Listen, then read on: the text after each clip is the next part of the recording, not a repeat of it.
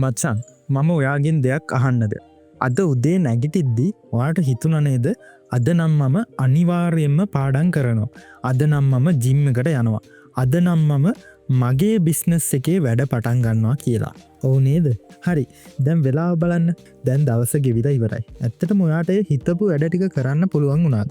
නැත්නම් කමක් නැහැ. අද මහන්සියිනේ. මම හෙට ඉඳන් අනිවාර්යයෙන්ම පටන් ගන්නවා කියලා හිත හදාගත්තද? යාළුවනේ මට ඇත්ත කියන්න. ඔයා ඔය හෙට කරනවා කියලා හිත හදාගන්න කීවෙනි පාරද? ගිය සතියෙත් කිව්වා නේද? ගිය මාසෙත් කිව්වා නේද? ගිය අවුරුද්දේ ජනවාරි 1 වෙනිදාත් ඔයා කිව්වා නේද මේ අවුරුද්දේ මම අලුත් මිනිහෙක් වෙනවා කියලා. ඒත් බලන්න අදටත් අපි හිටපු තැනමයි. අපේ ෆෝන් එකේ TikTok, YouTube බල අපි පැය ගණන් කාලය කනවා. වැඩ ගොඩ ගැහෙනවා. හිතට මාර බරක් දැනෙනවා. රැට නිදාගන්න යද්දි අපිට අපි ගැනම තරහක් එනවා. අපරාදේ මම අද දවස නාස්ති කළා නේද කියලා දුක හිතෙනවා. මචං මම මේ කතා කරන්නේ ඔයා ගැන විතරක් නෙවෙයි. මමත් කාලයක් ඔය වලේම වැටිලා හිටපු කෙනෙක්. අපි හැමෝම හිතන්නේ අපි කම්මැලි කියලා. අපි හිතන්නේ අපිට කැපවීමක් නෑ කියලා. හැබැයි මම කිව්වොත් ඔයා කම්මැලි නෑ. ඔයාගේ මොලේ පොඩි රැවටීමකට අහු වෙලා ඉන්න කියලා. ඔව් මේක ඔයාගේ වැරද්දක් නෙවෙයි. මේක අපේ මොලේ තියෙන පොඩි කෙමිකල් ප්‍රශ්නයක්. ජපානයේ මිනිස්සු දන්නවා පොඩි රහසක්. ඒකට කියන්නේ කයිසෙන් කියලා. මේ රහස පාවිච්චි කරලා එයාලා ලෝකෙ දියුණුම රටක් වුණා. අද මම මේ වීඩියෝ එකෙන් ඔයාලට කියලා දෙන්න යන්නේ ඒ ජපාන් රහසයි තවත් විද්‍යාත්මක ක්‍රම කීපයක් පාවිච්චි කරලා කොහොමද ඔයාගේ ඇඟේ තියෙන මේ කම්මැලිකම කියන යක්ෂයව පන්නලා දාන්න කියලා. මේක නිකම් වීඩියෝ එකක් නෙවෙයි මචං. මේක ඔයාගේ ජීවිතේ ඊළඟ පරිච්ඡේදය. මේ විනාඩි කීපය ඔයාට පුළුවන් නම් ඉවසගෙන අහන්න. මම පොරොන්දු වෙනවා හෙට ඉඳන් ඔයා උදේ නැගිටින්නේ වෙනස්ම ගැම්මකින්. ෆෝන් එක සයිලන්ට් දාගන්න. මේක ඔයා වෙනුවෙන් වෙන් කරපු වෙලාව. අපි යමු කම්මැලිකම පරාද කරන යුද්ධෙට. හරි අපි පටන් ගමු පළවෙනි රහසින්. අපි ඉස්සෙල්ලම තේරුම් ගන්න ඕනේ ඇයි අපි කම්මැලි වෙන්න කියන එක. අපේ මොලේ ඇතුළේ ඉන්නවා චරිත දෙකක්. එක්කෙනෙක් තමයි නැව් කපිතාන්. එයා බුද්ධිමත්. එයා දන්නවා ඔයාට දියුණු වෙන්න නම් පාඩම් කරන්න ඕනේ, වැඩ කරන්න ඕනේ කියලා. අනිත් කෙනා තමයි පිස්සු වඳුරා. මේ වඳුරට අනාගතය ගැන වැඩක් නැහැ. ඌට ඕනේ දැම්ම සතුටු වෙන්න. ඌට ඕනේ දැම්ම කෙසෙල් ගෙඩිය කන්න. ඔයා වැඩ කරන්න හදනකොටම අර වඳුර ඇවිත් කියනවා අපෝ මොකටද බන් දැම් වැඩ කරන්නේ? ඊට වඩා ආතල් නේද පොඩ්ඩක් Facebook එක පැත්ත ගිහින් ආවොත්. ඉතින් ඔයාගේ මොලේ අර කපිතාන්ට පාලනය නැති වෙලා වඳුර පාලනය බාර ගන්නවා. ඔයා පැය ගාණක් රීල්ස් බල ඉන්නවා.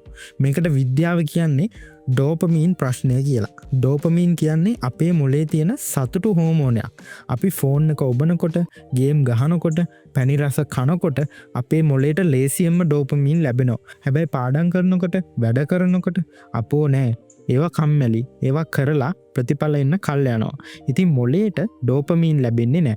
ඉතින් අපේ මොලේ නිකම්ම තෝරගන්නේ ලේසි පාර. ඒකයි ඔයාට වැඩ කරන්න හිතෙන්නේ නැත්තේ. දැන් කොහොමද මේක විසඳන්නේ? අපි කරන්න ඕනේ මේ වඳුරව රැවටීමක්. අපි මේකට කියමු ඩෝපමීන් ඩීටොක්ස් එකේ පොඩි වර්ෂන් එකක් කියලා. හෙට ඉඳන් පොඩි වැඩක් කරන්න. ඔයාට කරන්න අමාරුම වැඩේ පාඩම් කරන එක හරි, එක්සර්සයිස් කරන එක හරි කරන්න කලින් ඔයාට ආතල් දෙන හැමදේම විනාඩි 30කට නවත්තන්න. ෆෝන් එක ඕෆ් කරන්න, ටීවී එක ඕෆ් කරන්න, සින්දු අහන එක නවත්තන්න. නිකම්ම පුටුවක වාඩි වෙලා බිත්තිය දිහා බලන් ඉන්න. විනාඩි 10ක් යද්දි ඔයාට මාර බෝරින් වෙයි. ඔයාගේ මොලේ කෑ ගහයි අනේ මොකක් හරි දියන් කියලා. අන්න ඒ වෙලාවට අර ඔයාට කරන්න කම්මැලි වැඩේ පටන් ගන්න. එතකොට ඔයාගේ මොලේට හිතෙනවා නිකන් ඉන්නවට වඩා මේ වැඩේ කරන එකත් සැපක් කියලා. බෝරින් වුණාම තමයි මොලේ වැඩ කරන්න පටන් ගන්න. කම්මැලිකම නැති කරන්න නම් ටික වෙලාවක් මුකුත් නොකර ඉන්න පුරුදු වෙන්න. දෙවැනි රහස. මේක තමයි ලෝකේ තියෙන ප්‍රායෝගිකම විසඳුම. මචං අමාරුම දේ මොකද්ද? ජිම් එකේ පැයක් සෙල්ලම් කරන එක නෙවෙයි අමාරුම දේ.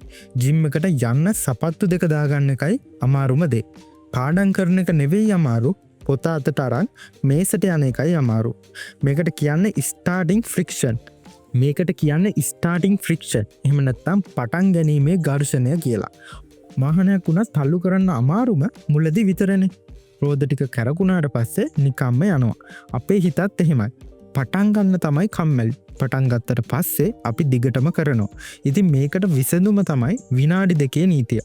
ඔයාට හිතෙනවා නම් අපෝ අද පාඩම් කරන්න කම්මැලි කියලා ඔයාගේ මොලේට මෙහෙම කියන්න. මචං අපි පැය ගණන් පාඩම් කරන්න ඕනේ නැහැ. අපි හරියටම විනාඩි 2ක් විතරක් පාඩම් කරමු. විනාඩි 2යි. ඊට පස්සේ නවත්තමු. විනාඩි 2ක් පාඩම් කරන්න ඕනම කෙනෙක්ට පුළුවන් නේ. ඉතින් ඔයා පොත අරන් වාඩි වෙනවා. දැන් මොකද වෙන්නේ?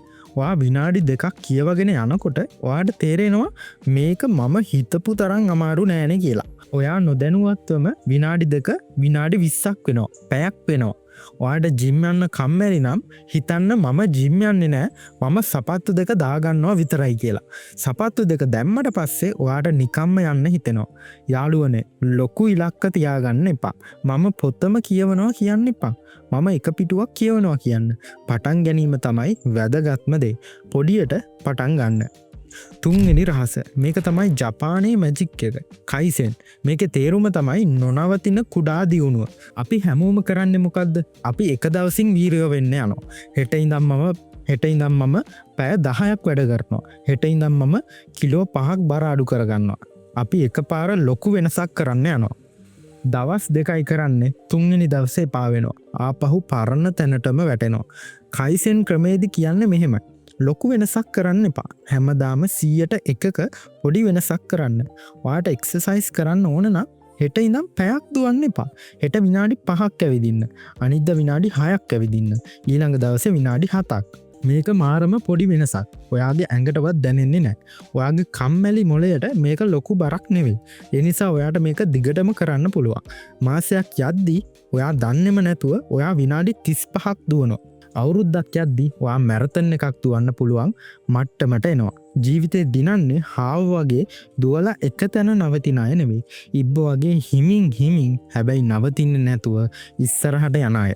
ඔයාගේ දියුණුව කාටවත් පේන්න ඕනේ නැහැ. ඔයාට දැනුනම ඇති. අද දවස ඊයේ දවසට වඩා චුට්ටක් හරි හොඳ වෙන්න try කරන්න. එච්චරයි. 4 වෙනි රහස. මේක හරිම ලේසි. හැබැයි කවුරුත් කරන්නේ නැහැ. මචං අපි කම්මැලි වෙන්නේ අපේ වරදක් නිසාම නෙවෙයි. අපි ඉන්න පරිසරය නිසා. හිතන්න ඔයාට ඩයට් කරන්න ඕනේ. හැබැයි ඔයාගේ ෆ්‍රිජ් එක ඇරපු ගමන් තියෙන්නේ චොකලට් කේක්, කෝක් බෝතල් නම් ඔයාට ඩයට් කරන්න පුළුවන් වෙයිද? බෑ.